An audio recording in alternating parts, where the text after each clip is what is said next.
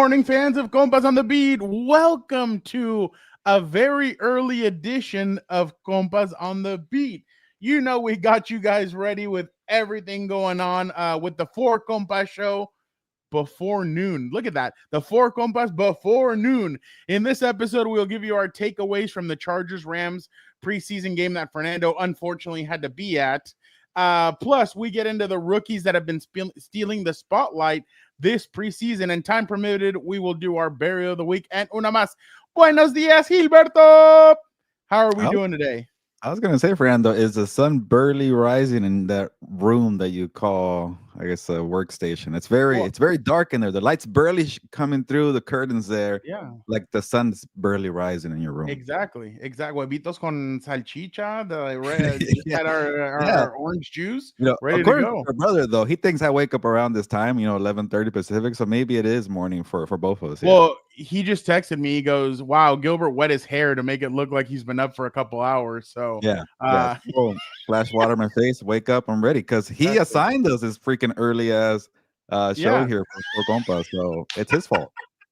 Yeah, exactly. Well, you get Fernando in the dark and me wetting my hair, so we're here. Yeah, he has a very special day tomorrow, which obviously very excited for. But thank you guys to that's why I have to be in bed. Mimi's early today. Exactly. Well, he has practice and everything, and then exactly. So a big day for Dan. But thank you to everybody who is jumping in. If you guys are tuning in. Angel Gilberto just woke up. Damn, wake up, compa. I've been up early, man. I write these stories on East Coast deadline, so they got me up early. You don't have to justify yourself. We all know you work hard. Myself to Dan, because he has 3 jobs and 1 salary. We appreciate everybody for jumping on. No matter what time, we all know you work hard. No matter what time, and then you're a papa too. So I can't wait for your guys's He's going to be Dominic Mysterio. You're going to be Rey Mysterio. He's going to be like, old man, I'm better than you. I'm going to do this better than you can any day. So, but we'll always be the better wrestler. Exactly.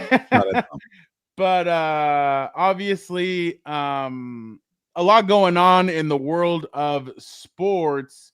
I was obviously there over the weekend, so we will get into all of that. Usually Gilbert and I kind of get this going, but the four of us, Vic, can you take this off real quick? This is going to be, but the 4 of us are going to jump on right now. We'll bring the other guys in. This is Gilbert and his son.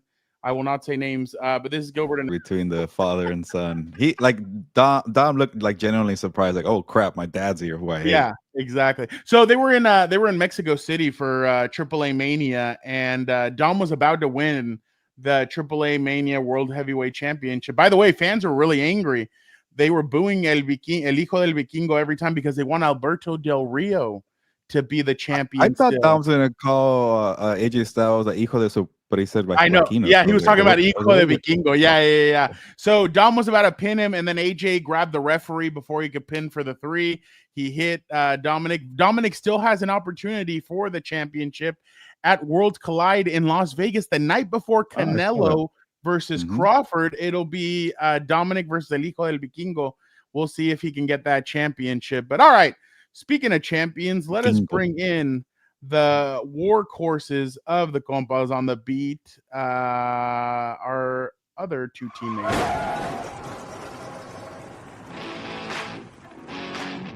Vic, how are you doing?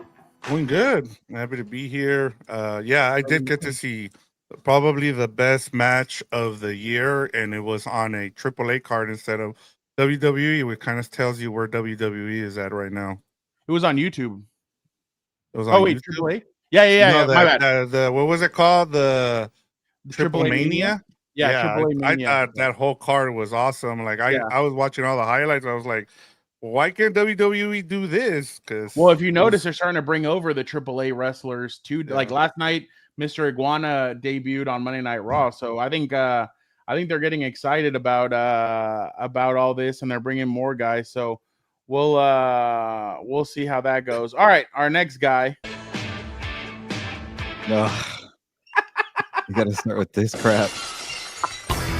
Exactly. Pay some respect for the hoster, brother. But let me tell you something. While we're talking about power dynamics of him being the Mysterios, I can't wait to come in like Eddie Guerrero, just up in there and be like, "Yo soy tu papá." No, don't insult the great Eddie Guerrero with that. We'll fight a match for his custody. Dude, he did And an then I'll get him interview. Ray did an baptized. interview where he's like, I should have just let Eddie keep him. Like, I was dying. I was like, that's so good. That's pretty good. All right, let us go. Let us start off here. Which rookie has been the biggest surprise so far during preseason? Dan, I already know where you're going Exactly. with your wide receiver, Keandre Lambert-Smith, I'm guessing. Exactly. Yeah. Oh, is that my part? Yeah. Sure, go I was ahead. gonna say, you read Yeah. my mind. Yeah. You read my mind. Yeah, he's been making plays in camp. The one practice I went to, I mean, some, no, I'm not gonna describe him like that, but some, let's just say, interesting fellow. Reminds me of a numbers guy, and I'm not a big fan of those type of people. I was trying to think of his acronym, and he turns around while I was talking to my buddy, and he goes KLS or whatever the hell it is. I'm like, Jesus, man, take it easy. Take it easy, my guy. This guy's barely been here, and I got to remember 8 different acronyms. I know, and I was like, yeah, but he's been making plays in and out of camp. Obviously, Herbert, the son of Odin, god of lightning. Everybody hates on him, but that's all right because he's potentially with Madison Beer. Shout out. The Super Bowl's coming. I can't wait for my beer camera. I'm excited. I can't wait. But so yeah, it's gonna be good. I think the few times we've seen Omarion Hampton, he's looked good. So I'm pretty excited for that week 1. I just can't wait to get there. It's a great day to be alive. Here we are, brunch with the Compas. This is a time when Gilberto's barely starting to wake up and get his breakfast going. So this is great. Maybe he's got some French toast under the camera over there. Who knows? Vic, real quick, did anybody know who Madison Beer was before yesterday? Because I had no clue who she was. I knew. I've heard of her, but I always just thought, wow, that chick's fire. That's the only thing I knew about her. Like, I thought she was some tic-tacker or whatever. Now she's your first lady. Supposedly she does chess, and I'm like, hey, brains and beauty. I like it. Hey, I'll take either or. Chess or chest?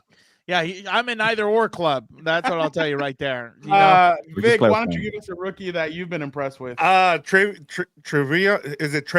Henderson, the running back from the Patriots. Oh, yeah, I mean, he's returned a kickoff for a touchdown, and he's looked really good. I'm kind of wondering why the Bears didn't select him instead of going with Burton, but the receiver is doing good there with the Bears. But I thought he would have been perfect in that Bears scheme, but good for the Patriots for drafting him. I thought either one of the Ohio State running backs would be good. One of them got in trouble, and then this one's kind of benefiting from being with the Patriots and not having a lot of competition. I know a lot of people are starting to do they've already done their NFL fantasy drafts, and so he's somebody that's shooting up the boards as of yesterday. I think I saw him. He's been going in the 5th or 6th round, so he's been someone that I kind of been impressed with. He kind of came out of nowhere because I didn't think he was gonna do much, to be honest. By the way, did you guys already have your fantasy draft or no? No. Oh, yeah. Okay. I was invited to something. I can't do it. The day I realized this is not for me. Oh, there you go. Oh wow, is that a board? The day I realized this is not for me was when I was rooting for Travis Kelce on a Thursday night game for my fantasy game. I'm like, I'm never doing this ever again. He was playing the Chargers. I was like, I can't do it. There you go. Bonjour. There you go. Our Canadian brother checking in early, which, by the way, Matt, we'll get to your comment later. That'll probably be my burial, but exactly. The beer army's here, baby. Modelo. I'm gonna go Jaxson Dart. I've been very impressed with Jaxson Dart. What? No, he's angry that you picked him. Why don't you do what Gilberto does and pick 3 different people also? That way you can really take them off. Apparently, when I go last on the show, I should have 4 ready just in case. Oh my God! Okay, then I'll choose somebody. I'm probably the most predictable one. Don't worry, I'm the most predictable one. I got my goggles on, as Eric says. People hate on. I'll go with Tyler Shucks when you're done. Okay. Well, I've been impressed with Jaxson Dart. I think obviously it's not enough to be like, well, he should be the starter because I still think he needs some time. I think we're in the what have you done for me lately era where people just want like get him in there. Let's start throwing him in there. And I think Jaxson is going to benefit from sitting a little bit behind maybe Russ. And again, I know Russ is a weird guy, but I'm sure if I'm sure if he sits there and kind of analyzes and watches and listens to the way Russ is running things, maybe he could be like, you know what, this is a good learning opportunity for me. We're also in a generation where the kids don't want to learn, they don't want to listen. They think they invented the sport. But there's a lot that Jaxson needs to do. I mean, we all remember the video of him with John Gruden, where, by the way, won his case. John Gruden, he goes, "What's your snap?" Yeah. What the hell is that? Yeah. He's like, so, what's your hard count? Exactly. So he's gonna need to learn. He's gonna need to sit there, and I think he's gonna benefit from it. Now, if the Giants are really listening to calls about Jameis Winston, and that's great. I think that's smart. You have Jaxson as your number 2. You kind of have him sit there. You don't need 2 goofballs in the quarterback room, if we're being completely honest. Because Vic, Dan, and I saw Jameis in New Orleans. He's a media member now who happens to play football. He's more media than he is anything else. Really weird. Yeah. So I think that they need to get one of them out of there. You keep Russ, the kid learns, he sees. Now, and on the way down from Chargers and Rams, I was talking to Eric, and I was like, did you guys know that Russ was going to be that good? He's like, look, there was a preseason, there was training camp where he was just lighting one day they threw him against LOB, and he was just lighting guys up. And I'm like, oh, wow, okay, maybe this is real. And slowly but surely, you started seeing how quirky and dorky he was, but at the same time, you saw the game was there. So obviously he knows the game. He understands it now. He's at the point now where I think his body doesn't react as quickly as his mind sees things. So, but again, I think Jaxson could really benefit from sitting there and learning from Russell Wilson. Learn the good stuff. Don't learn the dorky, nerdy stuff that they do. But his brain doesn't work as well either. Over here, running and sliding. Yeah, exactly. So, and he got a positive thing today, or the Giants got positive news today with left tackle Andrew Thomas being moved from the PUP list, and it looks like he's going to be ready to go. So that's going to be a huge benefit. But Gilbert. Yeah, just to add to your point, I do like that Dave was saying, you know what, it's still Russell Wilson, because you look at the schedule, they play the Commanders, the Cowboys, the Chiefs, the Chargers, and week 5, that's when Dart's coming out. Week 5 against the New Orleans Saints. I think it's probably the right approach. Dan. Whoa. And then, are you trying to say that defense is going to be easier to pick apart? Are you trying to slander over here? No, I said Saints. Has the poor man not gone through enough? My goodness. Before I talk about the Saints. The memes. Anyways, Russell Wilson did have a nice moon ball, 80 yards, by the way. And if you notice, Russell Wilson, he starts out hot, Pittsburgh, Denver, the second year in Denver. And then he just gets stagnant and just forgets how to play football. That's going to happen in week 5 with Dart. But and then to Victor's point, Mike Vrabel loves power football, and we all remember Derrick Henry. For him to go with an explosive player like Travion Henderson, that tells you how explosive the guy is, and he's showing it in the preseason. So to me, I think the arrow is pointing up for him.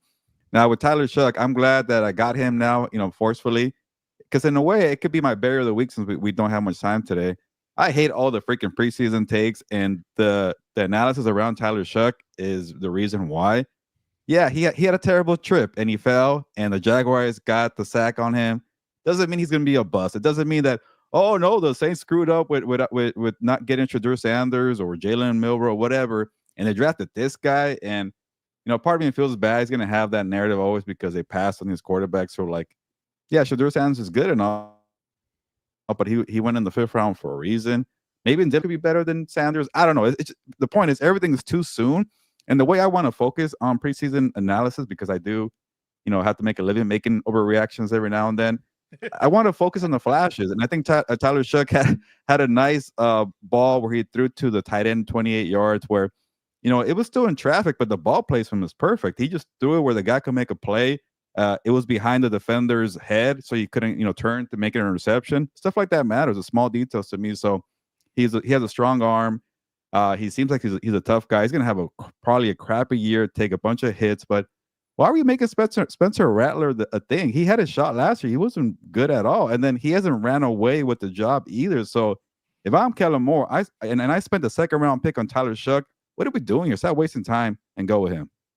Yeah, I agree with the overreaction of preseason because on Saturday, and we can go now jumping over into the Chargers Rams talk, but like obviously Stenson Bennett had a good opening drive, and everybody like in the room was like, "Oh wow, maybe this like defense isn't really that good." And I'm like, are we not seeing the same thing? They're playing vanilla defense. Like Mhm. he didn't dial anything up. He was in nickel the whole time, and they had 2 down linemen. So obviously they were running the ball consistently on that. I'm kind of like, and then everybody's like, oh yeah, the Chargers defense didn't look good. Some people were like, oh, the Rams defense didn't look good. I'm like, it's preseason. Like, what year are we in? Like, and that's why I hate preseason games, and that's why I hate going to preseason games, because then people start saying, well, maybe Stenson Bennett's actually better than what. No, he's not. Like, he's not that good. So it just, I'll just say that, but he's huh? not. He's not a starter, that's for sure. But maybe he's No, better but than Jimmy G. but that's the thing is that Maybe. preseason, I think a lot of times, and Gilbert, you've been around it where you know that fans fall in love with a certain player. That certain player ends up getting cut, and fans are like, well, what the hell? Why did he get cut? He goes to another team, he doesn't do anything, and then they're like, oh, well, maybe he wasn't that good. Well, yeah, that's the thing is that people don't understand that that players are going to look good until it's time for until the team doesn't think, oh yeah, he did this wrong or he does that wrong. Like there's certain players that flinch before the play starts. Like there was a receiver I remember 2 years ago that he would flinch off the line, and fans loved him. Some little white receiver. It wasn't Michael Bandy, it was somebody else.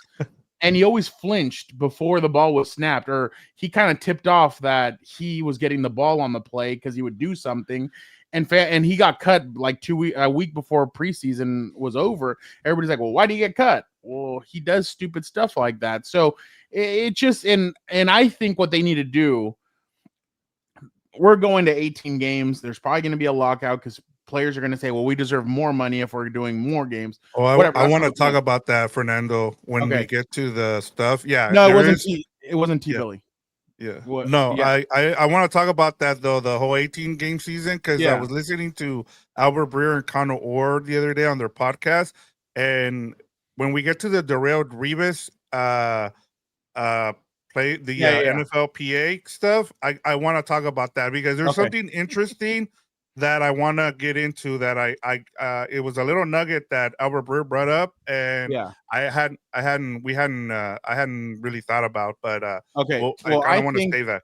No, you're good. No, I'm not going to do that. I think for that it should be 1 preseason game or 2, and everything else should be joint practices. I think players get more when it's a joint practice. Look, Herbert came out and said, I need to see and again, we're in this preseason thing. Herbert said, I need to see a defense. Why? He's never played in preseason. And I think he thought to himself, maybe I need to change it up. Maybe I need to see, because usually the Chargers offense, for whatever reason, has started off slow in years past.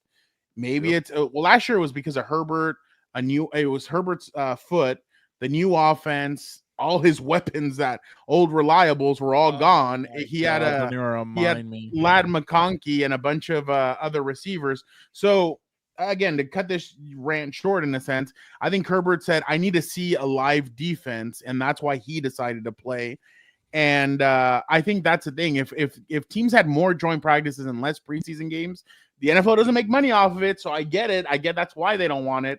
But I feel like a joint practice would be way better for teams moving forward than actually having preseason games, because we all know, and we've talked to coaches before where they tell you, yeah, by the second preseason game, we already know who's making the team and who's not. Everything else is just for, well, they don't say it's for money grab or nostalgia, but I think that's kind of how that goes. But that's just so my they opinion. can put out more tape on there too. That's for sure. Well, yeah, that's too. But I mean, this game, Herbert had that one pass that, well, the cornerback tipped it. Quentin got hurt on it. So obviously that's rough. But I thought Herbert had a really nice pass to KLS in the corner. Even he said, yeah, I was a little surprised with how hot that thing was coming out. Him and Ladd connected for a 17-yard, or nobody was around Ladd. I was really surprised. But again, it's like the Rams, like third team or whatever. But again, I thought it was good for them to see a defense. I know Herbert wanted to see one before seeing one in Brazil when it's Kansas City. So But yeah, there I wasn't do like much your to- idea of more joint practices, by the way. I think I that's do like better. your idea about that. Yeah. I mean, I know why the Chargers canceled it. Again, I have a conspiracy theory, but obviously the real one is that they're all hurt. Their team was hurt, but most of their guys dressed on Saturday. So, but yeah, I kind of think that they should do more joint practices with different teams. And again, I think in a couple of years they're going to reseed the divisions. By the way, I think it's going to be Seahawks, 49ers, Rams, and Chargers in one, or the Cardinals, something like that. Like they're going to redivision everything. Oh, and do it they're by logistics, like yeah, what's 'cause closer. MLB's been Yeah. talking about it. I think the NFL is going to start doing that. Well, I always thought that was kind but- of stupid anyway. You go all the way to Missouri. Denver, I guess, isn't like crazy far. And then Yeah, who's but the these other? are Well, I guess, rivalries. There's history there. No, Yeah, I I think agree, that's but good. a that's couple why I years don't think they do it. the Seahawks used to be in the division, and then all of a sudden they kind of cut it. I mean, it'd probably be Rams, Chargers, Seahawks, or Rams, Chargers, Cardinals, Raiders.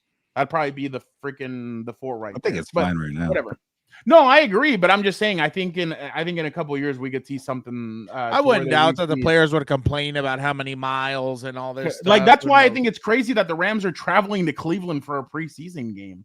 Why? Like that's on. Like you're already a West Coast team. Why are you going on a 4.5 hour Yeah, flight that sucks, yeah. to go and putting your team through that? So, Yeah, oh it's my Sanders God, against the Jorge, you guys are 13 terrible. for the Rams. But my bad.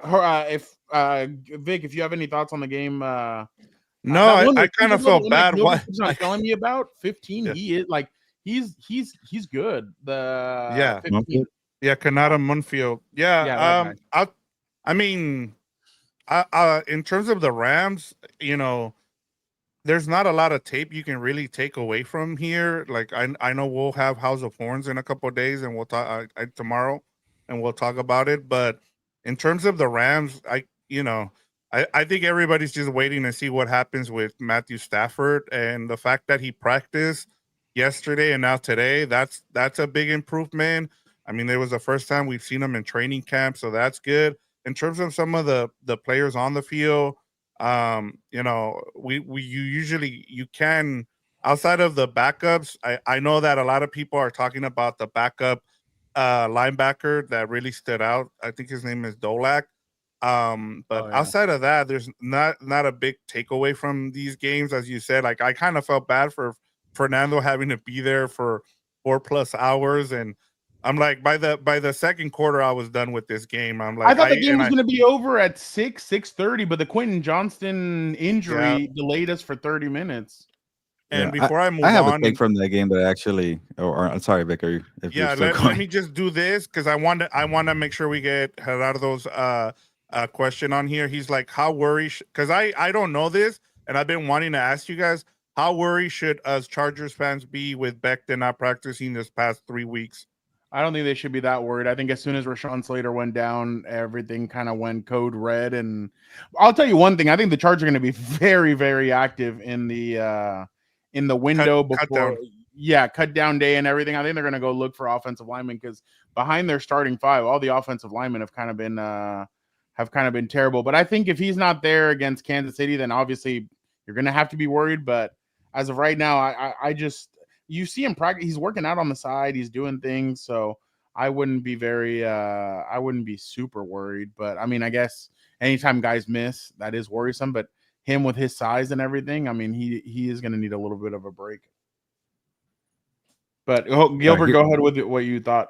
Here's one positive preseason, I guess, analysis that people should focus more on. And every year when people are looking at the rosters, they focus on the names and the old washed up players and they freak out. Oh, there's not enough talent at this position. And I'm like, it's football. There's young talent that comes in every year that, I'll say this. I'm guilty of this because I expect too much of the first, second year players to blow up, and that screws me in fantasy football. But from the most part, that usually happens in the NFL. And the Chargers receiving room took a hit this offseason. Oh, what are you doing here? Why aren't you drafting a wide receiver in the first round? Why aren't you spending money for T. Higgins? Oh, no, Mike Williams retired. We need Keenan Allen. And to me, it's like, are you going to give Trey Harris a chance to prove himself? He was a second-round pick. Last year, the second-round pick, like McConkey, did something. And also, McConkey is not just some nobody. Dan thinks he is sometimes. Oh, he's a bag boy or whatever from Kmart. When have I ever said that about McConkey? Don't start You trying said to put words in Herbert has my mouth nobody to now. play with. Anyways, you're leading that narrative, by the way, Dan. Are you McConkey serious? is Did a I? stud. Where's the lie? Where's the lie? Did you see anybody in that group from last season? The point is, they have Okay, you're not allowing gotcha. the young playmakers to do something, and like another gem. I think KLS could probably be a legit player. Move on with Quentin Johnson. Sometimes you got to cut your losses. He's not going to be the guy. He's a first round pick. I get it, but from a different GM, from a different coaching staff. So all of a sudden, you got KLS, you got Trey Harris, you got Lad McConkey, and Keenan Allen, who I think Keenan Allen, to me, I kind of don't worry about. He's good for the veteran experience to help out the locker room, but you don't want him eating snaps to the young players. Like I want to see Trey Harris get some of those snaps. I want to see McConkey do his thing. I want to see KLS to an extent. He's still a 5th round pick, but for depth, for injuries, Keenan Allen's going to help. But to me, everything is fine with Keenan Allen back on the field. You were fine before that. Trey Harris was a 2nd round pick. Omarion Hampton could catch out of the back. So to me, now that KLS and Trey Harris are doing stuff in the preseason, people are like, "Oh, look at us! We got a lot of playmakers now." And I'm like, "What really changed? It's just they're showing it on the field now, and people don't really expect because if you don't have a name or track record, people freak out about that. So that's the one thing I think people should focus on more." The problem is that people hadn't seen it in the first 2 preseason games, so everybody was freaking out with Trey Harris. So people were freaking out, but I'm like, why are you freaking out? Justin Herbert's not the quarterback. Like Taylor Heineke has been really bad. Trey Lance at least has had moments, but even he, arm-wise, hasn't really done much. I mean, that throw to Trey Harris was pretty good, but neither one of those guys has really done much during preseason. And I think Trey has done more with his legs. He's shown his athleticism, great, but as a backup quarterback, you're going to need somebody. People are like, "Oh, I've never seen this guy, so this position is screwed." That's obvious. The draft process, like this regime was great in the draft last year. How many starters came out of the draft, Fernando? Yeah. Sometimes you got to be patient instead of like, 4. go get that guy. And I'm like, these guys that come in, they just take snaps from the younger guys. Like why do people want to see I understand what you're saying in terms of, but like in terms of Keenan Allen, in my opinion, I thought it was a great signing, and I'll tell you why. By the way, sorry to everybody on What's Up Bolts. I've been super busy. I got a new job, how to set up the classroom, so I haven't been able really to do any of this stuff. But it's great because who's your veteran leader in that room? Lad, it's barely his 2nd year. Quentin, I mean, we kind of see what's going on there. I mean, I'm not going to say too much. I'm not trying to character assassinate up in this. Forget about that guy. Just move on. But on top of that, the beauty of it is you don't have to use Keenan Allen every single time. Like that's the beauty of it. If these kids emerge, eating into the snaps of Lamb. I'm sorry. Was it Hilberto's time? Did I hit the switch? Did Hilberto's light come on? For experience, is fine. And it's like you got to give Williams. What does he do? He retires. Like guys get old real quick, and people expect them to be the same dude. That's why you never go back to the X in the NFL. It rarely works. And I get that. But what I'm saying is it's good because I thought the whole theory, and this is where I think, I'm not going to name names because I'm not trying to burn bridges, but I thought some of these people were stupid who were like, if Keenan Allen and Lad McConkey, they play the same position and like if you're a smart playmaker or if you're a smart play caller, your personnel, it doesn't matter. You put them outside, inside, where to put them to try and get them open. And on top of that, what Keenan Allen represents is a safety valve on 3rd down for Justin Herbert anyway.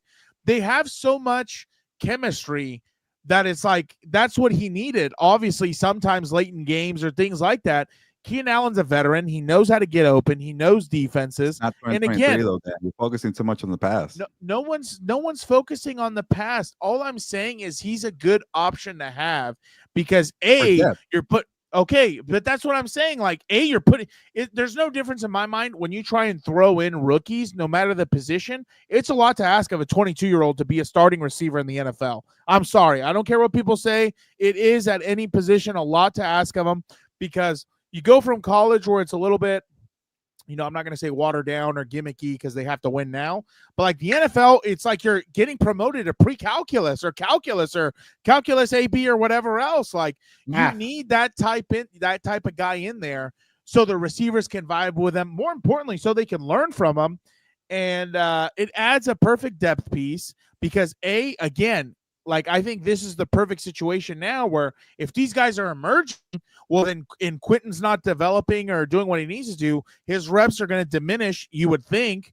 Same with Keenan. But, like, again, everybody thinks Keenan's going to be an every down receiver. Like, he's not, like, in my opinion, he's not going to be an every down receiver. Now you can use him in specialty packages, in certain areas with, what he's good at, certain plays to get him open and get the ball out quick. You don't need him to be an every down 12 to 15 catch a game guy. And the most important part, in my opinion, again, he's kind of taking care of his body and some. I mean, I didn't see much of him with the Bears, but at least with the Chargers towards the back end before he got traded, he was taking care of his body in the sense of catching the ball, running as much as he could, and kind of going down easy. That way he's not taking these ridiculous shots or anything like that. He learned from the best. No, but that's what I'm saying. Oh, yeah, Antonio Gates, shout out to him, a Hall of Famer.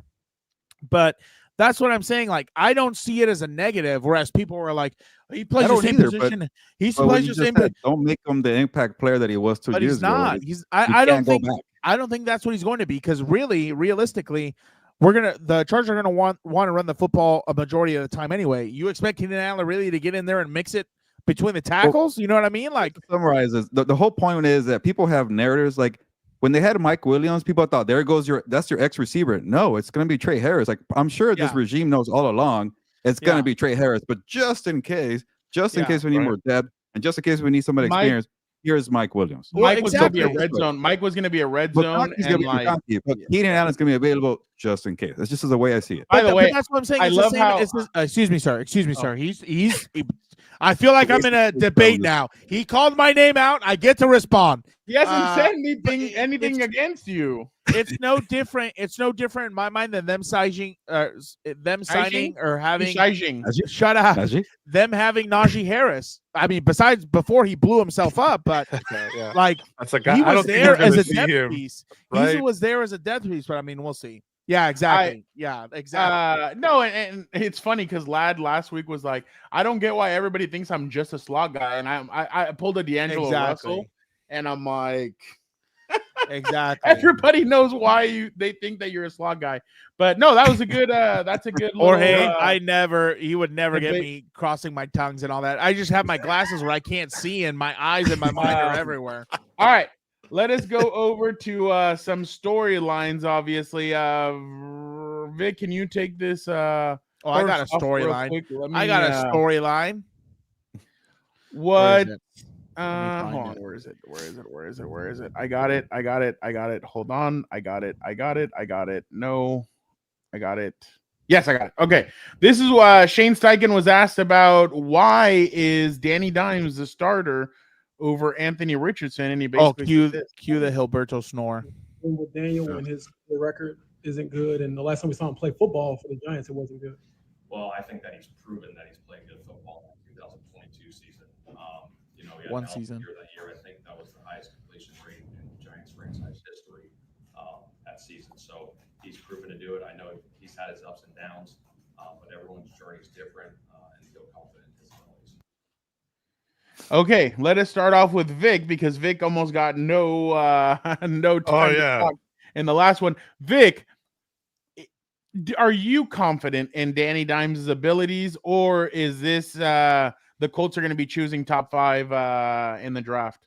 I mean, what did I say, you guys? Where there was a graphic that was going around where the Colts are already eliminated. Like, that's hilarious. I saw this this tweet. Let me just get to it real quick. I won't take too much time here.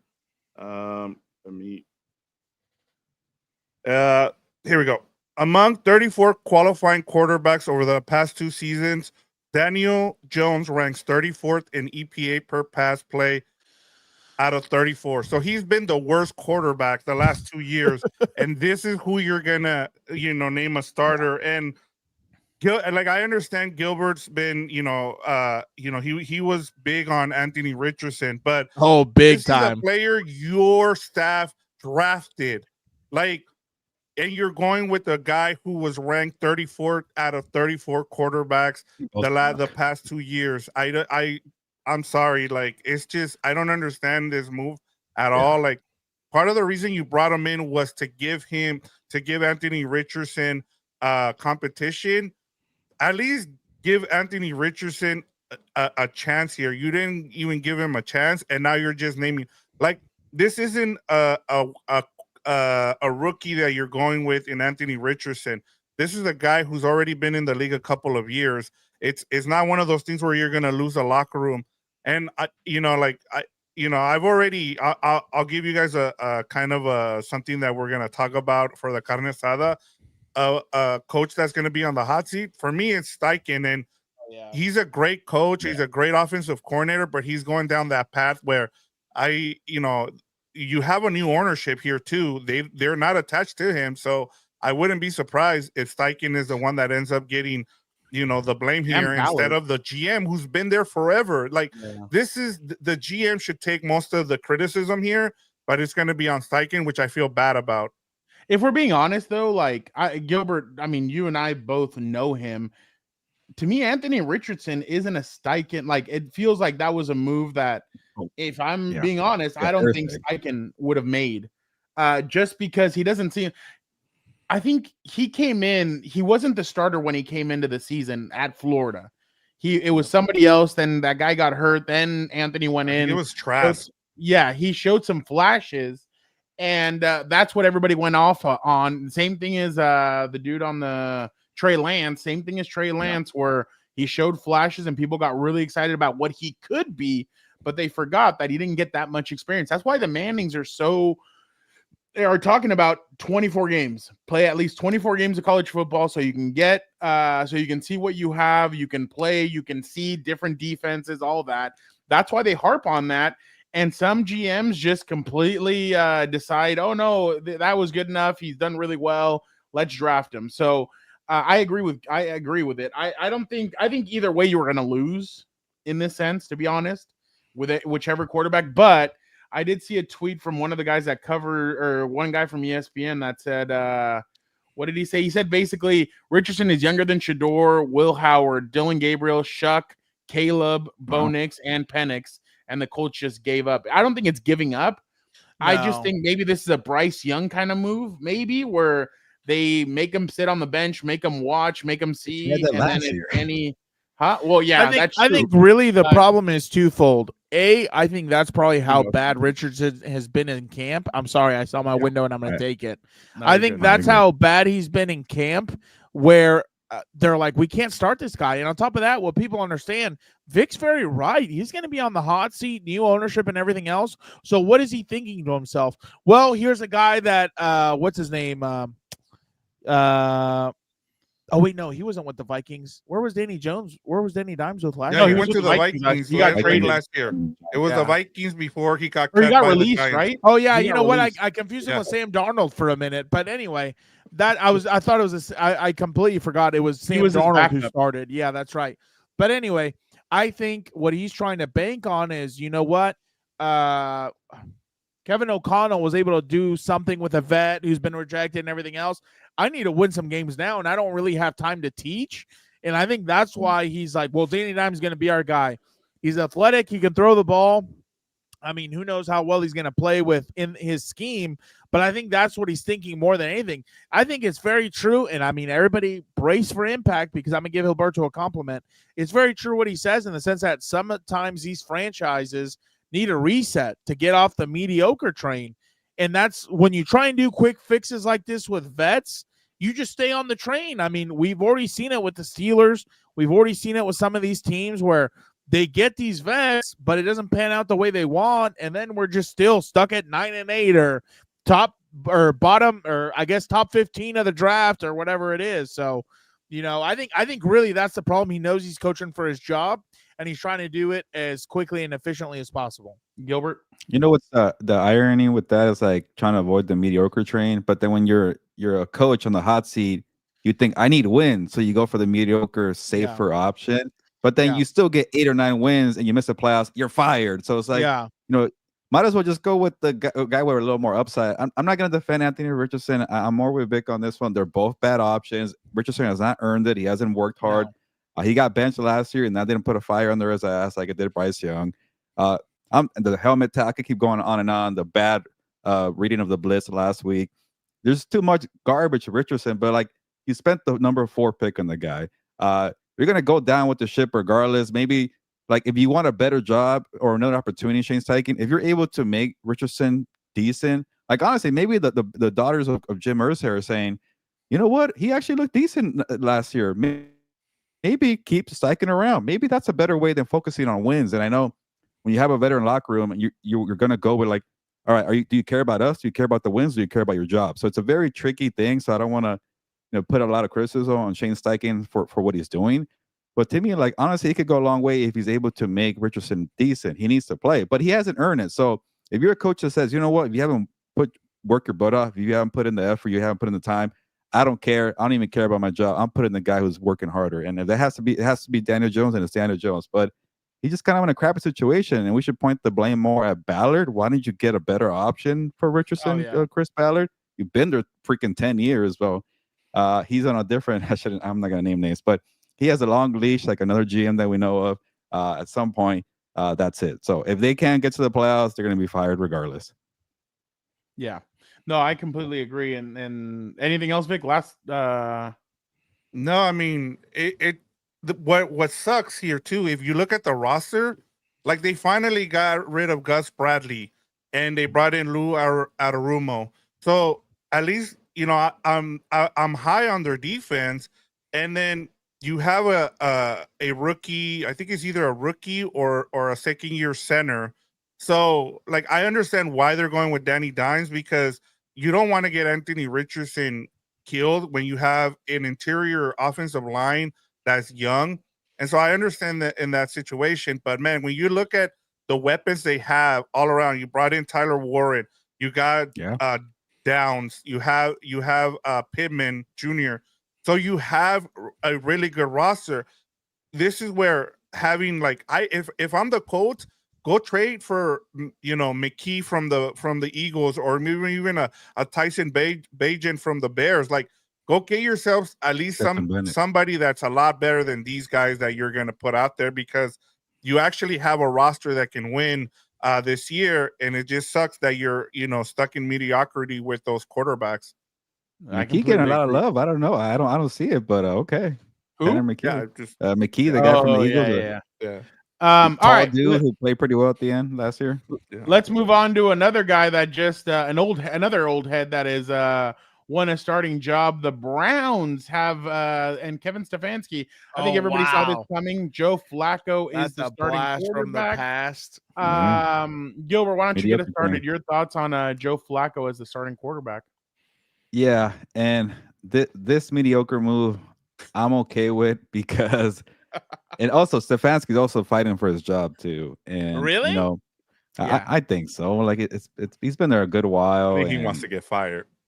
Maybe he doesn't want to get fired, but he did resign he signed a new contract. They don't want to let him go. He's a very good offensive mind, and but the thing with this, and I'll put it this way, and I know it's not that simple, but Dylan Gabriel and Shadur Sanders they're impressive. They were decent, and they looked the part of like a day 2 draft pick. I'm not saying a franchise quarterback. I'm not saying a starter. But Dylan Gabriel, people called it a reach pick, 3rd round pick. When I watched him play, I can see 3rd rounder. Shadur, probably not a 5th rounder, maybe more of a 2nd or 3rd round pick. I get that, but the point is, neither guy looks ready to start now. Like Jaxson Dart, when you watch his 2 preseason games, he seems like a guy who could play now. Like if you throw him in the fire, I think he'll be fine. He'll kind of maybe perform like Drake May, where the wins weren't there, but you can see the flashes. Like with Dart, he just seems like he's he's aggressive enough, confident, but also not reckless. Again, it's preseason, so maybe I don't want to get carried away. But he just looks like he's in a better position developmental wise than those 2 guys. So when you're behind, as Gabriel and Sanders are, and then you got Kenny Pickett, who can't even get on the field, like you kind of had to go with Joe Flacco. He was your only answer. And put it this way, the Browns they're not gonna do crap. Like they're gonna get opportunities to play Gabriel and Sanders. It's gonna be week 7. We're gonna talk about Shadur Sanders' debut, and we're gonna have a whole show about it here. Dylan Gabriel make his debut week 5, get hurt because he's a smaller dude. Like I'm writing the script here for the Browns, and Flacco's gonna get old. His back's gonna hurt by week 4. It's gonna be a long year for Cleveland, but Flacco is the way to go to start. But Myles Garrett wanted an opportunity to win a Super Bowl. That's why he re-signed with the Browns. $40 million. Oh, okay. Are you sure? Because that's what he said. Okay. Oh, trust me, I heard that shit for 17 years. I don't even want to hear about By the way, everybody's acting like Seth Rollins was the only person that used the Rich Eisen show to get himself like a championship or to throw everybody off. Myles Garrett did the exact same thing during the Super Bowl. That's the first person he talked to, and that's where he announced he won. Like that was the first network that he talked to and telling them, "Yeah, I want to trade. I'm out." Yeah. I agree with everything that you just said. Flacco's a safer choice. I think if Shador and Dylan Gabriel are smart, they'd listen to Flacco. They'd try and pick his brain. Joe Flacco, we all know. I know people think that he's a little overrated. I think Flacco is one of the better talents that we've seen. That Super Bowl run that he had was just immaculate. I remember he was on one, him, Anquan Bolden, Torrey Smith, Dennis Pitta, like they had a squad.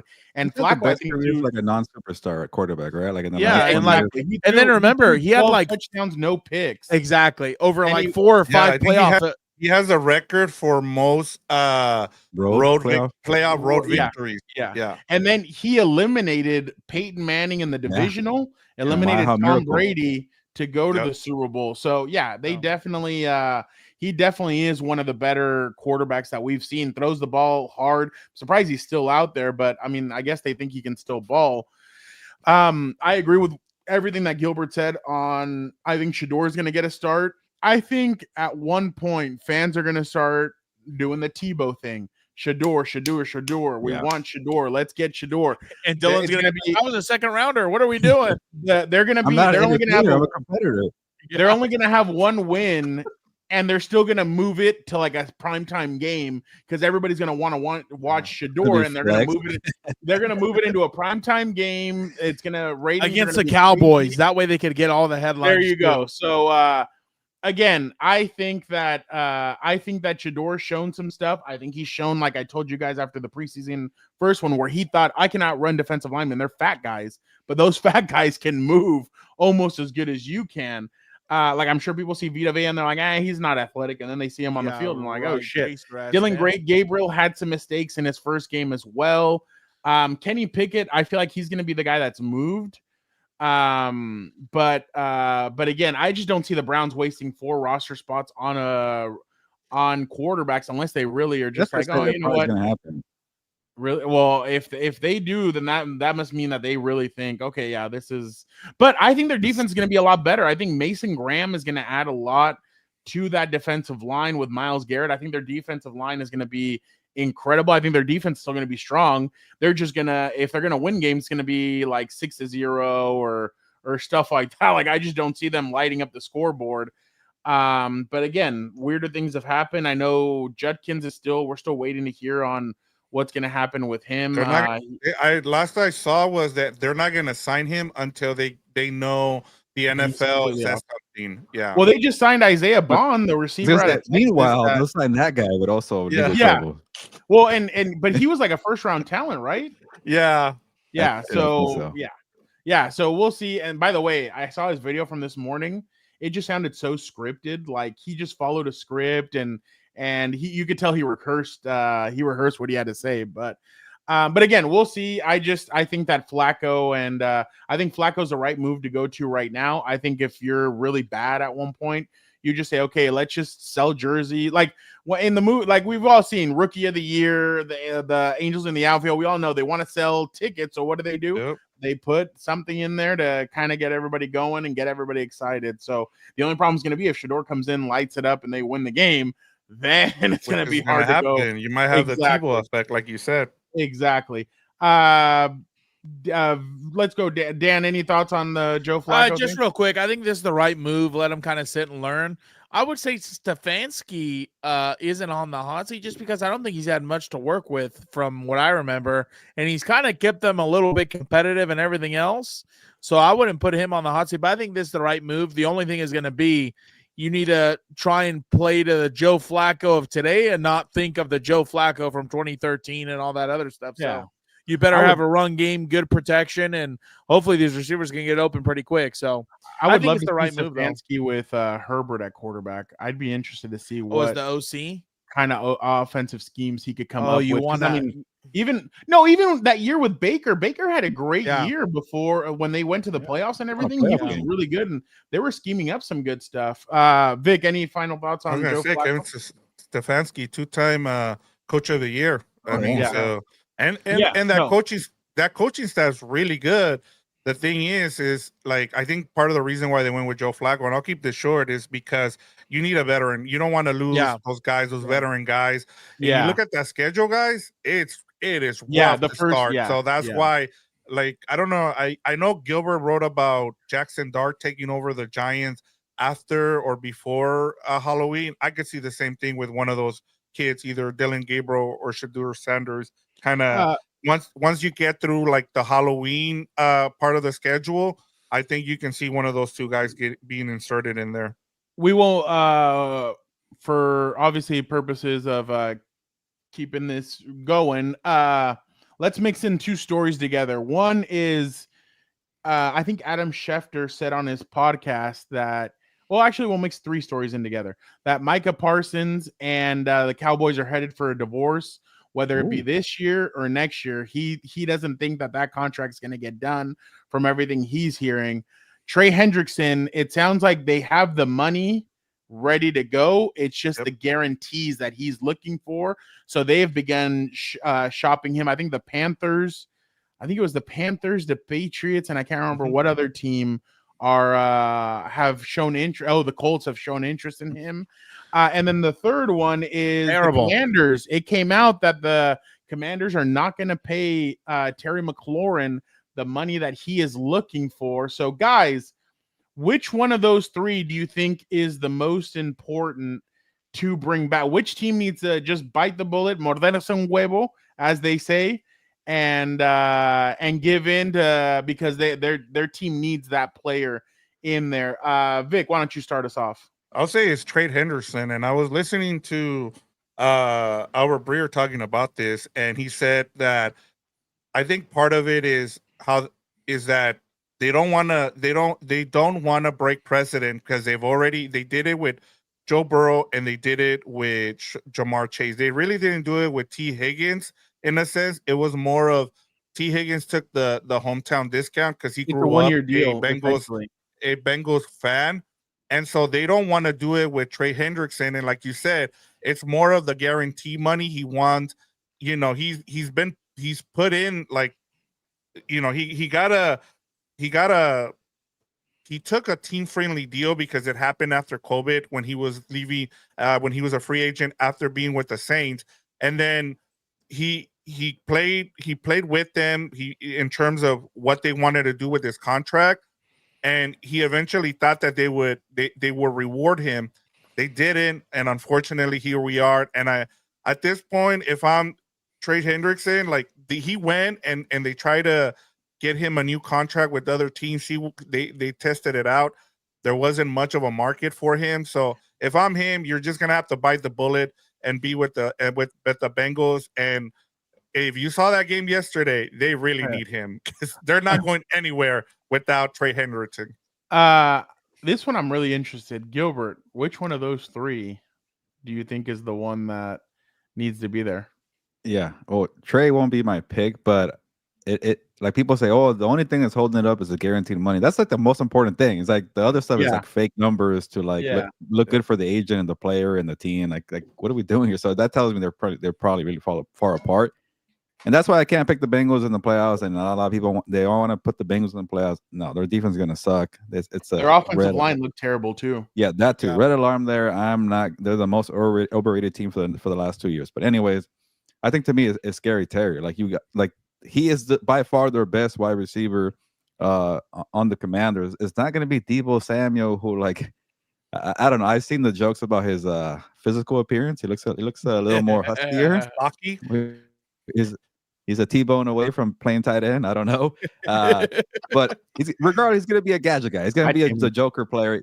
You need to have Scary Terry to be your number one perimeter option, move the ball down the field. And I get it. He's older, but he's also been very productive. And I understand. And when you're over 30, Father Time's going to get you. You don't want to pay these guys. So sometimes guys who are more about finesse, and I'm not going to take away from Scary Terry's athleticism, but he's a great route runner.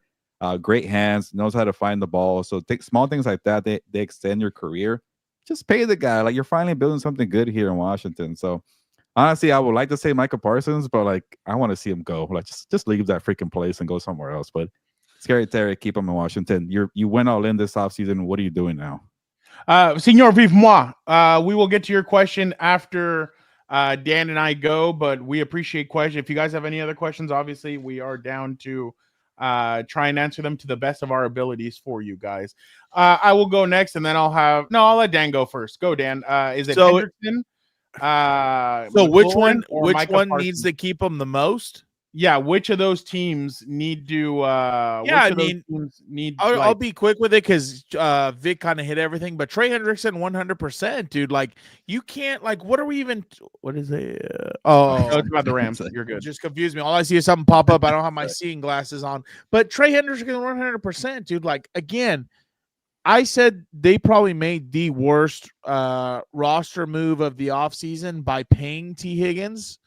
And it's like, it's great if you can score 100 points, but if you allow 101, like you're not going to win many games.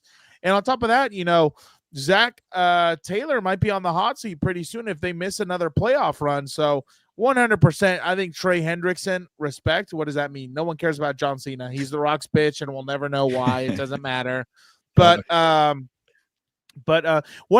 I think it's Trey Hendrickson. Like you have to keep that guy because you clearly didn't invest much on the defense. I think all their draft picks were defensive players. So, or if not the majority. So again, you're relying on 22, 23, 24-year-olds to go up against grown men who've been in the league for a while. So how do you think that's going to work out for you? Especially if you don't have a vet like Trey Hendrickson, especially when he leads. I'm pretty sure he's led the league in sacks, if not been in top 5, 2 seasons in a row or the last 2 years in a row. So, obviously if they want to shop him, I've heard that Los Angeles is pretty good and there's beach and everything else, but don't go to that fake powder blue team over there with the Rams. Come over here to El Segundo and we'll be good to go. So when you're not promoting a player to come to the Chargers, LA sucks, but when you want a player to come to LA, it's a beautiful paradise. It does suck. But like the thing you have to understand is I'm broke. These when they come out here, they're living it up. Like they're good to go. You know what I mean? I'm sorry the USC sucks because Lincoln Riley can't figure it out. So that's the only thing unattractive, I guess. The Lakers suck because they just want to hand it all over to LeBron. And I'll give you $10. I'll buy you a California burrito if you tell me who the head coach of UCLA football is. Ooh. Oh, you know what? Fuck. I feel like the initials are D and F. It was DeForest Buck. No, DeForest. No. I feel like it was a former running back. Yeah, it was a former player. Deshaun Foster. Oh, there you go. I knew it was a Deshaun. Buckner. I knew I was DeForest Buckner is where he was going with. I don't remember. But you see what I'm saying? The name sounds too similar. That's why I'm gonna get it to him. I knew it was a former player, and I knew that's where Anthony Lynn's son is a DC. So, damn it. So sorry, I missed out on that bet. But yeah, that's what I'm saying. Bring him to LA. Is that too much to ask? Eric wrote a nice little article. I saw 0 mentions of any of these people coming to Los Angeles. So something good happening for Trey Hendrickson. He said the Chargers should trade for Trey Hendrickson. He's like, if you're going all in, why wouldn't you bring you know what's funny? I look at our washing machine in the facility and I'm like, we kind of need that. But we also need a damn pass rusher, so I'll trade the washing machine. They said they'll trade a Daddy's Princess for. I'll send him straight away. Indentured servitude. Send him over there. Okay. I'm gonna show a guy in here some love that deserves some love.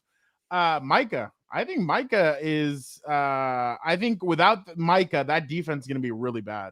Oh, like when I say they really don't have bad, a lot to look forward to. Yeah, I think that defense without Mike is going to look even worse. Yeah, no, and I was there at the joint practice with the Rams and the Cowboys. The Cowboys on one side couldn't do anything on offense. They had one lucky throw down the field. I can't remember who, but that was basically it. On the other side, their defense couldn't stop the running game of the Rams.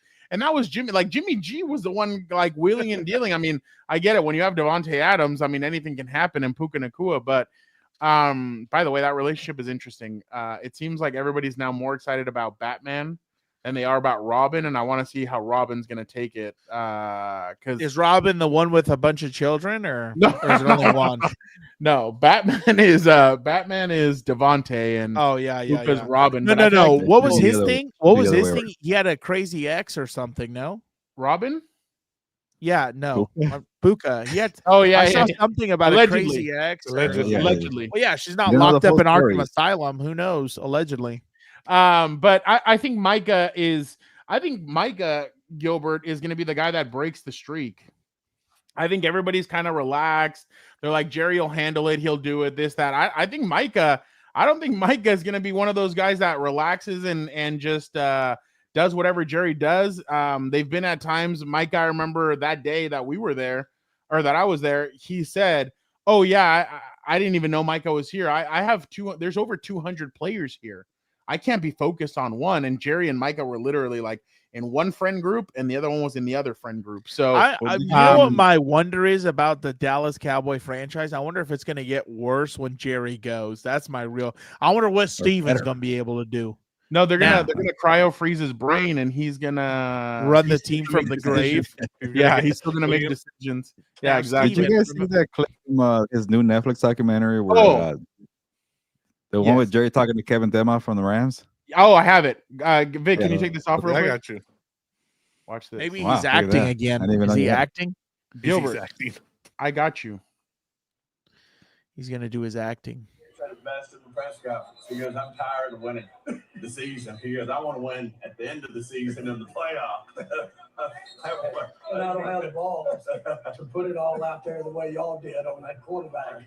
I won't do that. Let's go up here where we can see that. Oh my basically, God! they were What did he talking say? about- Yeah.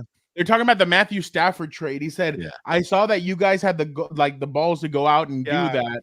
I wouldn't have don't. had the balls to go out and make that trade. Why would you So admit that? I know. He They said won he's the a Super eunuch Bowl. on TV.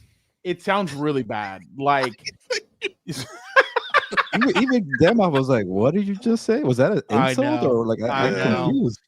But this is what I'm talking about. That looked like the biggest, forget my crudeness, circle jerk of morons that like you're just like, we're just here. We own a team. That's the awesome. Steven Like, thing was so funny too. He's like, Jerry said he's tired of winning the headlines. He wants to win. It's like they went on Cowboys Twitter and they said, okay, let's disprove all this shit on the Netflix show. And it made him look even worse. oh, it's so It's bad. like, I I'm think they're just so trolling out the of people, touch. okay?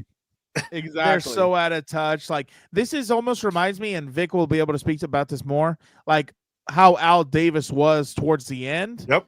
And I just hope to God for the Cowboys franchise, like it's not like Mark Davis ownership currently. So when the son takes over, because like in my mind, again, like the NFL in my mind either loses money or whatever when the Cowboys, the Raiders, and the Niners, and maybe the Steelers are bad. Like those are like four of the probably biggest franchises in the league, arguably. And every year there's, well, I guess the Niners a little resurgence, but they're so bad. Like, so I don't know. We'll see what happens. All right, let us. Let me do one last thing here, and I'll just keep it quick. I'll keep it under a minute. So this whole Darrelle Revis has drawn interest from becoming the NFLPA's executive director. The only reason I want to bring this up, and I thought it was a little nugget from Albert Breer. So we don't have a date for that Super Bowl in Atlanta. And part of it is because they're trying to set up the whole 18-game season that, that Fernando was talking about earlier.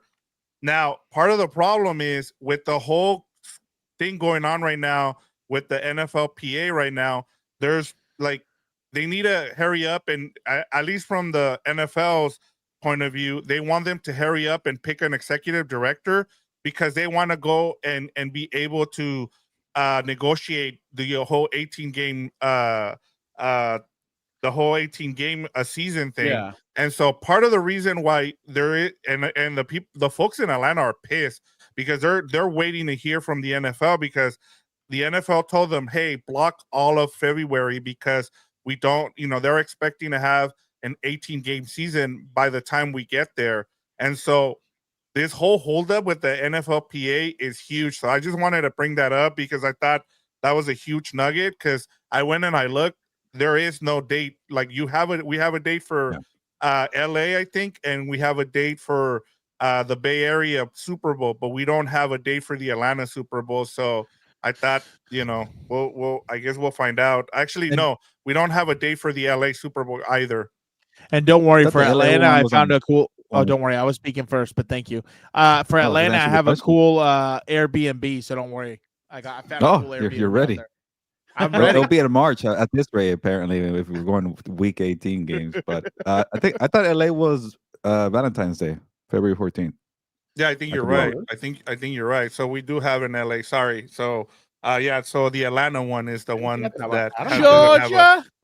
George. Tengo que ir a trabajar, my love. No es mi Yeah, all right. culpa. Yeah, you I love people have to got- worry about that. Georgia on my mind. Vic, can you take All this right, off? we got a few So- minutes here. Yeah, I know. Connor Orr came out and he had he predicted all 272 regular season games. Gilbert, where do you want me to get started? Who do you want to see? I'm trying to think. You know what? Like, we could start with the AFC East. I'm curious on his Patriots take. Bills 12-15. He has them losing to Baltimore week 1, at Carolina week 8. That's a good one. He has them beating KC. They lose to Tampa. They lose to Cincinnati. I don't and they want them to lose beat at New KC in England. the season. Can they do it in the playoffs, for God's sake? New England 8-9. Gilbert. He has them Wow. beating the Okay. Raiders. I don't know. He has them losing at Miami. That's interesting. I don't thought he know would be about higher that. on them. I don't know. Yeah, about that. I'm New higher York on Jets, them. 7-10. Wow. I'm shocked about that record right there. He has My them losing 5 goodness. in a Could be row. Miami. Wait till My- you guys see the NFC East. He has the Dolphins at that's 6 right. and That's 11. accurate. Yeah, That's spot on. I agree. Yeah. I would think the All Jets right. would be worse than Miami, though, but I don't know. Let us go now to the AFC North. He has the Baltimore Ravens at 12-5, Yeah. losing at KC, losing at Minnesota, losing at Cincinnati, at Green Bay, and at Pittsburgh. So basically, if Oh. you get them on the road, you're going to beat them. Is essentially that. Which everybody's really hyping up Baltimore, and I know I chose them as one of my teams to have wins, but I don't know. There's something about them that I still don't completely buy. The Bengals, he has a 10-7 and making the playoffs. Most overrated team in the league. He has them starting off 1-4, and Oh, then oh, damn. Getting hot. they That's go off. usually what they Yeah. do, no? Yeah. Yes. Yeah, Yeah, they start But off slow. I don't think they're going to be able to. Overcome. Well, yeah. I think Steelers 9-8. He Yeah. has them starting off 0-3. Wow, to but the start streak's the alive. season. Look at that. That's crazy. All right, the Cleveland Browns 2-15 has them beating Cincinnati, which I could see that, Oh. and then beating Tennessee, and that's basically it. All right, let us go now to the AFC South. The Texans 10-7. He has Let's just them. move on. Okay, Just- Colts That's 9-8. That's too high. That's too high. Jacksonville 7-10. and Wow, the they're Tennessee getting more Titans. wins than out. Wow, they're hating. That's He's right. hating on my boys in Nashville. That's crazy. Dan, Gilbert, give it to us. What That- is this division? This news The says- AFC West, the best division in football, or what? No. No. All right, this one, the Nashville. South. Oh, that's don't wake me up. You're in a coma. If you're in All this right, one. AFC West, Dan. Kansas Oh, I City already Chiefs 11-6. They trade with Oh. us. Yeah, they trade has with us. them- Okay. He has them losing in Brazil against the I need to Chargers. get out of here. He's gonna get pissed off right now. At the Giants, Detroit, at Dallas, at Buffalo, and at Tennessee. Wow, that's an interesting loss to take. All right, Denver Broncos 10-7. Oh, that's bullshit. So where did I don't care. Scoot down. Let's see where I'm at. He has Oh, them okay. making. Oh, it's tied. Yeah, Okay, he has them making the playoffs. Tell Connor I need 11. Tell him to find me one more But game. hold so I can on. win my bet. So Connor says in his paragraph that he regrets one thing, and it's that he has Denver beating the Chargers twice. He doesn't think that's going to happen. Twice. So- Yeah, no. Yeah, so Listen, They basically, might split. Yep. yeah, they'll probably split. That means No, Dan, give yourself no. another victory, and you're tied with KC for the division. I will. I will. I will. And All I'll win right. my bet. The- More importantly, I got a dinner and some beers on the line. The And Raiders- there's another Raiders better. bet. There's 8-9. another bet. The Staring me in mediocre the cycle face. can. Yep. All right. Wow. Let us. So Eric would so owe Dan, me you some said, pizza. I have the Chargers finishing in third place, but still making the playoffs. I toyed with the version of this prediction matrix that had the Chargers winning the division, which doesn't sound so far-fetched when you remember that Jim Harbaugh took a really bad team in the to the playoffs in 2024. The roster continues to churn and get better. This offense is going to be more stable, even without Rashawn Slater, but is backed by Joe Alt, who's moving to left tackle, and then the experience of Trey Pipkins to the right side. Outside of getting swept by the Broncos, I don't see happening the more I think about it. I feel like this is a pretty agreeable breakdown with LA winning games they're supposed to win and failing only because of teams that have over an advantage defensively. And yes, once again, the Raiders just because. So there you go. He questions two of them. All right. NFC East, the Eagles 10-7. Wow. Yep. Dan, I don't Falling think this off is going to happen. Losing at KC, that's not going to happen, right, Dan? Well, who knows? Who cares? It doesn't really matter. They beat them in the Super Bowl. That's all I care. The Has Eagle them- franchise will forever go down as one of my favorite because they stopped the three-peat. The back-to-back was bad enough to watch, and the Niners forever will be on my shit list because they just wanted to bend over and give it up to them. So Hurry up, let's go. All right. Let's see. He has them losing to the Rams in Philly, and then he has them losing at Tampa Bay. So 10-7. The Commanders 10-7. Gilberto's Commanders at 10-7. wow. But they go through a losing streak at Dallas, at KC, come against on. Seattle. If they Two, lose to three Dallas, losing he's gonna have a three games. stroke. Then they go on another losing streak at Minnesota, at Giants, and Philly. And he has them losing at Philly, like somebody said last year would happen if they got another crack at Philly. But Dallas not an Cowboys NFC title game. You did not see that sure. happen. They and laughed then at they got you, three. Frown. They laughed at you. 9-8 That's for a the lot Dallas of wins. Cowboys. That's a lot of wins for me. He has them starting off on a 3-game losing streak and then Oh. picking it up. Let's see. He has them losing to the Chargers though, Dan. Of course. The Giants 6-11. Let's move on real The quick. Giants have a better roster than the Raiders, but not a better record. Let's not NFC forget. North.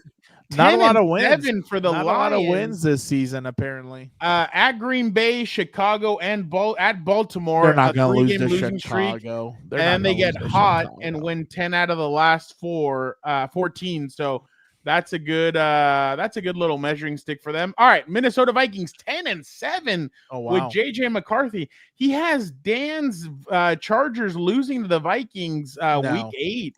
Sorry. That's interesting. No. Green Bay Packers 9-8. Somebody's not going to be happy about this one, Dan. You need to screenshot this and send it. This is glorious. 9-8 for the Looks Green like Bay he was Packers. worried about his nails and threading his eyebrows, that coach Wow. over there. Damn, Chicago that's like Bears 7-10. That's too many He has wins them. for me. Oh wow, 7-game He has losing them streak. a 7-game losing at Baltimore, at Cincinnati, Giant. Oh wow, to the Giants, at Minnesota, Pittsburgh. All right, I gotta at go, guys. So Philly, let's go. At All Green Bay. All right, Call the chopper. Call Tampa the Bay chopper. Buccaneers Or you guys can 12-15. stick around. I'll just go. Wow. Falcons 9-8. Wow. Carolina Panthers 6-11. The Saints Wow. 3-14. That is what Connor Orr. Here we go. San Francisco 49ers. My 49ers 11-6. Wow. Rams 10-7. Wow. Seattle 49ers. 9-8. And Arizona 6-11. Oh, my And goodness. those are Connor Orr. Oh, here we go. Here's the seedings. Baltimore number 1, Buffalo 2, Also, Chiefs 3.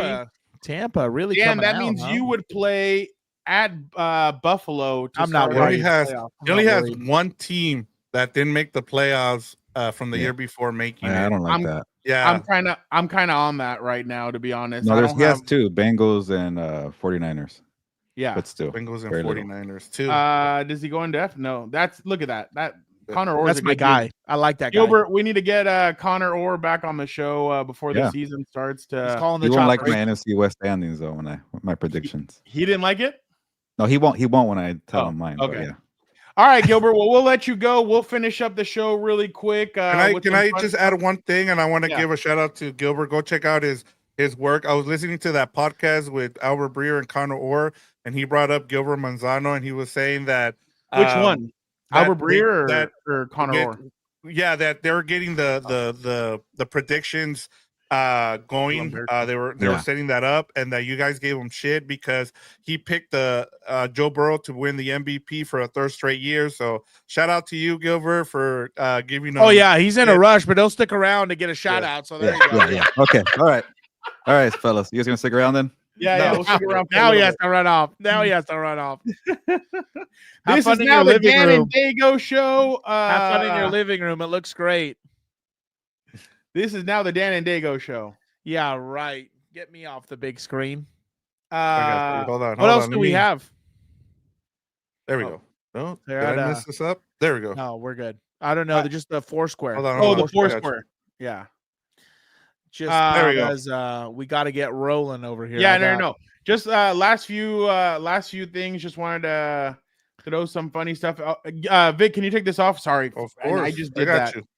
Okay, this is also from the Jerry Jones or the Cowboys documentary. Listen to Tony Romo. Oh, no. More than 25,000 signed a petition to have Jones removed as owner. You want to blame Jerry for those things? It's hard for me to ever think that. Those teams were built. So he basically said, "You guys want to blame Jerry for that? It's not on Jerry, it's on us." Like he basically said, we've never had a moment where we basically he said we are the ones that have messed up and haven't made the plays or anything like that. So Vic, you can keep it off. I'm gonna go real No, you quick. got- I Any think thoughts on what think Tony had to say. I was gonna say the only time I really think they did get screwed was against Green Bay in the Yeah. was it Oh, the yeah. divisional That was or the NFC The catch. It should championship? have been a catch. Yeah, that's a Yeah, catch. that 100% was a catch and fumble. Like, Yeah. but this goes back to the NFL not knowing their ass from their mouth or anything else. Like they have no idea what a catch is, what a this. That's why to me it's always so stupid. Like, but I mean, whatever. That's the only time I can think about that they got screwed. But other than that, I mean, they've kind of put together some pretty bad teams. Like, and on top of that, I thought their best chance was the year Dak's rookie year. And they made the mistake of taking the ball out of Zeke's hands and giving it to Dak, and he was throwing, and that's why Green Bay had a chance to come back and win. Like, so Any thoughts, Vic? No, he's right. I mean, I thought that was their best chance was with They when they were- went up against Green Bay. They were so Yeah. stacked. they could Yeah. not. I think they were like scoring 30 points a game or something Was crazy. that the like, year? Was that the year of the Steelers? No, the Giants Steelers. That was the year, right? Giants Well, Steelers Super Bowl. Or sorry, No. Sorry, No, Green no. Bay Steelers. Green Bay. That was Green Bay. Yeah, Yeah. that was the Green yeah, Bay. because Steelers. Green Bay was a wild card team Yeah. that No. won the Super Bowl. I don't Yeah. think so. That's I think- no, I think 2010. it Dak was. didn't come in 2010. 'Cause that dude. was the NFC Championship. no. it wasn't. No, Dak I wasn't think you're the right. I quarterback. think I'm Oh, getting you're confused talking. too. You're talking about the catch then. Yeah, that was Tony Romo still. Yeah, Oh, that was yeah, Tony obviously. Romo. The catch I'm was talking- Tony- Yeah, that was their Yeah. best chance. But I'm talking about also Yeah. they had a good opportunity. Dak's rookie year right Like, with when they Zeke, were unstoppable. Like, which I to me it like I like the whole awards thing is such a joke because yeah. like Zeke Elliott should have won Rookie of the Year and they gave it Oh, to Dak dude. that year. Oh yeah. And I'm then there reading it was right now. the Josh Jacobs year with what's his name? The little guy from Arizona, Kyler Murray, won the Kyler Murray. Rookie of the Year, and Yeah. I'm like, what Yeah, are we yeah. doing here? Like, They were guys, they were 13 breaking and 3 news and for won the Char- NFC. Breaking news for Charger fans: Mekhi Becton is back at practice, according to There you Chris go. Rim. God. So there you Thank go. God. Senor vivement, mon ami. You yeah. asked, and Dan Oh. will answer. Dan, he Oh, is I asking, saw that also. I saw Dan, that do you clip. feel like the Bengals O-line took some shit yesterday because Burrow held the ball for an absurd amount of time? If I was the O-line coach, I would be pissed. Dan, this is the play that they're basically talking about that everybody kind of saw. Dan, watch this. Yeah, Matt, I'm gonna get to that next, Matt. Yeah, Look at this, exactly. Dan. He's already at the top of his drop. throw Like, it away at that. I don't point, know right? if he thinks he's Lamar Jackson all of a sudden. Like, And look, he takes three guys dogpile him. but that's the problem too. Whereas when you're a play caller, and again, I've never done it, so don't try and kill me if I say the wrong thing or whatever. But you have to try and call plays knowing your personnel. If you can't get a lot of protection for dropbacks, then it's got to either be quick game or you keep guys in to block to make bigger edges and hopefully get more double teams. But it's like you have to know what you're doing. Or sorry, I don't want to say that. Obviously, they know what they're doing. They're pros, but you have to try and call plays to the strengths of your team and the weaknesses of the defense. So 100% Senor Vivant, those are the people who don't understand the game, who just watch it out of love, which is nothing wrong with it, right? But don't try and tell us what like I love when either reporters or people on Twitter start roasting people. And I'm like, dude, you don't know what the assignment was. You don't know if that was a quick game and it was covered or whatever. Because as you know, Senor Vivant, when you're at the top of your drop as a quarterback, the clock starts ticking. And either you got to get rid of the damn thing or you found an open receiver and let's go, or you're going to run. But you can't stay back there. There was actually a funny quote when my high school offensive coordinator said that I won't repeat now because it's ungentlemanly, but it was actually pretty funny. But anyway, yeah, so 100% Senor Meanwhile, you know about that. And no, I did not forget, Matt. The Rashee Rice thing to me is crazy that they're going to allow him to play, if I understand this correctly, even though he has a pending trial. Like, that to me is just further evidence of like my conspiracies about the Chiefs. But I mean, what the hell do I know? The Chiefs have a very tough schedule to start. The first 5 good, very rough. So according to, because everybody's freaked out or is saying something, because not only Charger fans but even fans of the NFL, Vikings fans are very aggressively. I was going to bring Jordan Addison. They're like Jordan 3 games. Yeah, he got suspended right away the 3 games. Why are they waiting for Rashee Rice? So a lot of people think it's because of this. Now, I think Breer said on Ian's show that, on Rich Eisen's show, that they could come to an agreement. And if they came to an agreement, the NFL and the NFLPA on this, that it could happen and he would be suspended for the first 5 games. But a lot of people are saying that it could be half of the season where he's going to be suspended.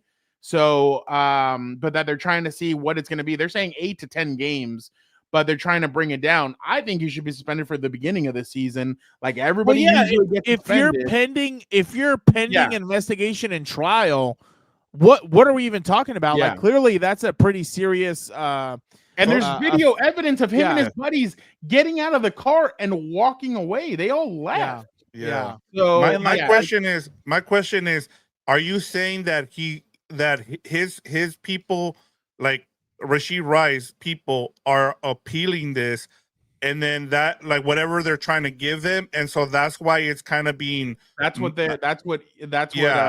Albert said, is that they're gonna appeal this, and that the NFL and the NFLPA are trying to come to an accord. Now that they saw, I think, the mess on social media, they're trying to come up with an accord to maybe they suspend him the first 5 or 6 weeks of the season.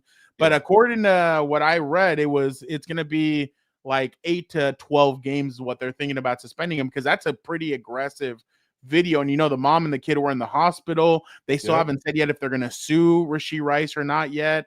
So there's a lot there. So I definitely and there's not just Charger fans. It's like the whole NFL, as you said. I mean, it looks really bad. Like, especially when you look at what Jordan Addison did compared to him. Like, and like everybody's kind of been like mum about it. Like they're trying not to bite their tongue here, but at the same time, like, I understand where Charger fans are coming from, and so is the rest of the league. Exactly. Real quick, just last 3 things, and then we'll head out. Is Jalen Ramsey already saying that he wants to smoke with Jamar Chase? Speaking of being on the smoke, I can't wait to see that. From Cincinnati roll up here then, because he the one too. Mm-hmm. What's the conversation gonna be that week? That's me. That's Jay. That's 5 for now. That's 5. Joey, I'm gonna give you. I know that's what Joey wants as well, and he gonna get his ops, but that's 5 right now. That's 5. What number? I love Jalen Ramsey for that. Yeah. Okay. Yeah, I guess. No, I just think, I mean, Jalen is not afraid to call, and that's what, like, when I talk to Derwin's always like, I love it more entertaining. He's just so brash about it, and he'll say, that's my guy. So I actually like that. I don't think that's gonna end up being the game plan, if we're being completely honest. I hope we see another what's his name? What's the guys who hate each other? Mike Evans. Oh, Marshawn Lattimore. Yeah, I hope we get to even see before that. again. It was Andre Johnson in the corner from the Finnegan. Yeah, that was hilarious. Oh, that was love that. Which I get so annoyed when they try and like clutch their pearls because they see that like, dude, come on, it's a man's game. Like they're gonna get amped up. They're gonna fight people they don't like. Like obviously, you try and minimize that to keep the game going, but still, Coach Orgeron, everybody knows him. I actually got to meet him once. still alive? In Indiana, I know, right? I loved listening to him. He's awesome. He spoke about who's one college quarterback he's excited to watch, and you guys won't guess who he said. Going into this college football season, if you were coaching a team and I was like, hey, you get any player you want, what quarterback would you want to be coaching? Archer man, Yeah? He's the real deal? no doubt. What makes you say that? You know, I had an opportunity to go to Texas and speak to the clinic, and speak at their clinic, and I watched practice. Now, we knew Archer Manning as a young kid from Louisiana. He liked Joe Brady. We watched him, but I watched his practice, and I'll say this conservatively, okay? And Garrett, we recruited Garrett. Garrett's a great player. You know, it's not, you know, they got some great quarterback here, but Arch is as close to, or maybe as good as Joe as I seen. Really? Mm-hmm. And I've never said that about anybody. Yeah. Wow. You know what I hated that I didn't bring up? There's a conspiracy theory from Colts fans that they think that the Colts are gonna throw this season to try and get Arch, but we all know Arch isn't coming out, so I'm kind of like, I don't think, because his grandpa basically already came out and confirmed, and you know, it's like those are the old school like families where the grandfather's the head of the table, everybody else listens to the grandfather and everything. So, but yeah, exactly. Tribal chief, baby. What Bloodline. Vic, is it overhype or I'm excited? We get week 1, Texas at Ohio State, Julian Sand from Carlsbad High School here in San Diego against Arch Manning. That's why WWE moved Clash in Paris to a Sunday. They did not want to clash against Arch Manning versus what time's that game at? Do you know? It's a noon. I think it's a noon, so it's at 9 a.m. in the West Coast. So that's why that's why they didn't want to clash, Dan, because the Clash in Paris starts at 9 Yeah, a.m. but 9 a.m. on the West Coast. Sunday. That's I know.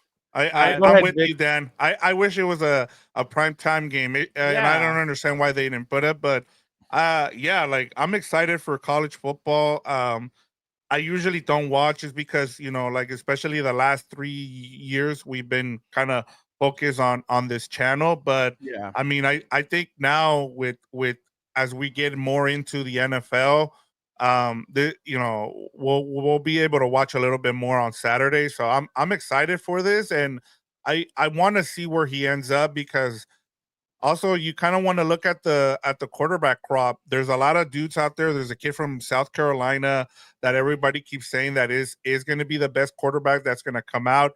And then the last thing I'll say about this too is, like, I keep seeing memes about the Saints because, you know, going off that quote that you said about Archie Manning, that there was people saying, "Oh, we can play that game.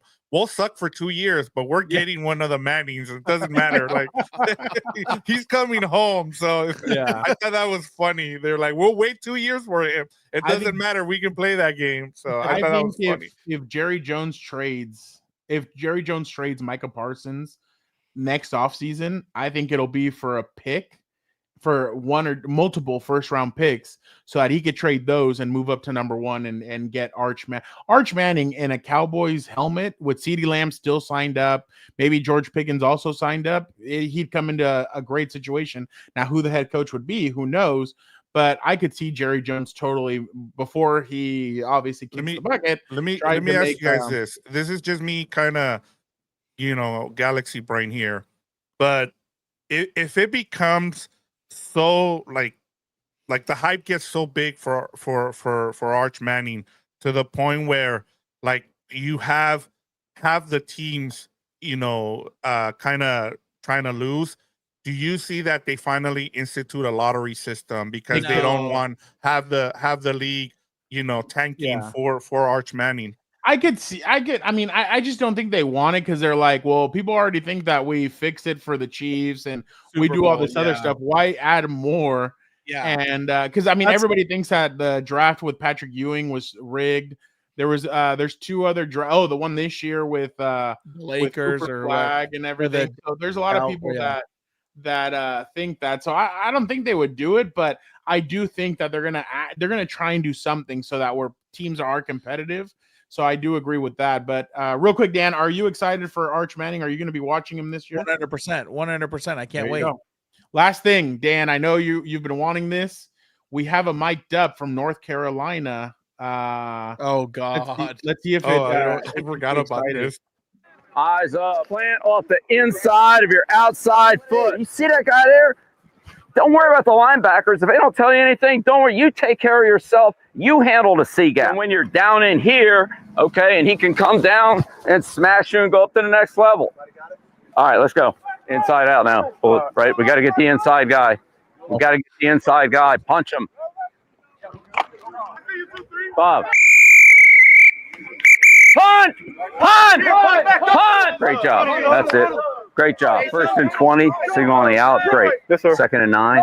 Back on track. Good. That's a really good decision. Yes, sir. You three got these two. You got it? Yes, sir. You can't line up out here on him because he's going to be in the C gap. You're right there. Okay? So narrow down your stance and 3-on-2 or 2-on-1 these two guys. Great job. We're going fast to keep them from substituting. We're going fast to put the pressure on the defense, but we're not going as fast as we can go like there's no time left on the clock. All right. It's no huddle. It's not 2 minutes. All right, here we go. All right, here we go. Here we go. Turn and chase the ball. Turn and run. Turn and run. Turn and run. Nice shot. Nice shot. I'm trying to keep him from punching with that outside on. I wish Finally, some content that I'm actually excited to see coming out of there. No more Insta faces and stupid pictures on the beach. Get back. That's a team I'm really excited to watch. Honestly, I'm gonna have to find out how I can watch most of their games because I do want to see how he does out there. I think they're on Jordan the Hudson. What? I don't want to watch this. Exactly. Get her out of here, dude. Dude, there's plenty. There's plenty of adult ballet people you could get who are better, more hotter, and less of a. He's gonna be an interesting this year for the Hall of Fame. He's gonna be an interesting.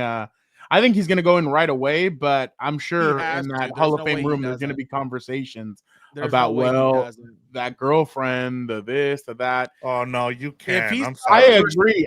Yeah. Like first ballot, you need to get rid of the whole thing. Marshawn should be in the Hall of Fame, but they're not going to put him in the Hall of Fame because the media didn't like him. I was thinking about this because I started thinking about Pete Carroll and the fact that he came back to coaching and he's with the Raiders. Like after a certain age, like if you hit 70, you should be eligible for the Hall of Fame. I completely agree. Why are you like? Is Pete Carroll like gonna get his flowers? Like, does he have to wait 5 years again? Like, I don't understand. I completely agree. Have them go in just in case. Yeah, no, I agree with you 1000%. Again, guys, what a great show. I know we did it very early, but I thought a lot of good movement, a lot of good. Dan, you did really well with that crossing route. Good job. Shout out. Hey, Gilbert had to get up early, Dan. I know. We got to keep him on his toes. That's the problem. He gets into a habit and then he just kind of. Joe, my God.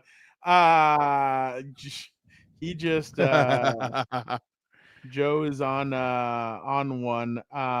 But again, thank you guys so much. This was awesome. An early edition of Compas on the Beat. Thank you to everybody who commented. Thank you to the Joe Morley, Angel, Senor Vivemont, DJ, Jeffrey, Robert D, JK47, Jorge. Thank you, Jorge, Brian, Xavier Flores, all you guys for jumping on Gerardo. Thank you guys so much. This was a great show. Happy Gilmore. There he is. Shout out. Hey, we love number 2. Shout out. I know a lot of people were shitting on it, but I actually thought it was a decent. I mean, what did they expect it to be as good as number 1? Well, obviously that wasn't going to be it. It was what number 1 wanted to be, a bunch of cameos, a bunch of famous people in it. They didn't have the budget for it. Now they do. So obviously we're on that. But again, thank you guys so much. We'll be back next week. And then 2 weeks from now, it'll be the Carne Asada with the Compas. I think it'll be the Tuesday before the season starts. I know that Thursday the day after Labor Day. I think, the day after Labor Day, because I think it's going to be Cowboys, Eagles on Thursday. Cowboys, Eagles, Chargers, and Chiefs in Brazil. And then the Sunday night game is Baltimore and Buffalo. So a lot of good stuff coming up. We're excited about the season. We'll let you guys know probably next week or the Carne Asada.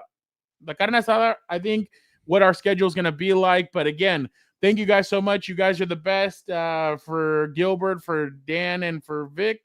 Thank you guys so much. Dan, get us out of here. Yeah, Yeah, let's Compa. have Dan do it. Be a Compa, tell a Compa, like, comment, subscribe. Shout out to you all. Don't forget, we'll never find out why the Raw or